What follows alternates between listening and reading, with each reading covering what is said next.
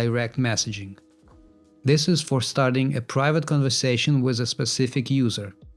For example, on an LMS website, a student can contact a tutor. On a directory or listing site, a visitor can contact the author of the post.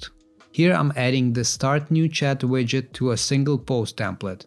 For the recipient, I'll resolve the user dynamically as the current post author. And for the context type, I'll use direct chat. On the front end, the user opens the post, clicks Start Chat, and gets redirected to My Chats page. Here the conversation is simply between the visitor and the post author, so the chat item shows the username and the message time, without extra post or order context. Now from the author side, the post author opens the My Chats and sees the new direct message from that user.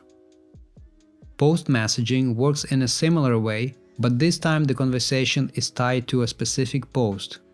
This is useful for listings, booking items, properties, services, or any post-based content where the user needs to ask about the exact item. Here I'm adding the Start New Chat element to a listing, but this time I choose Post Chats as the context type.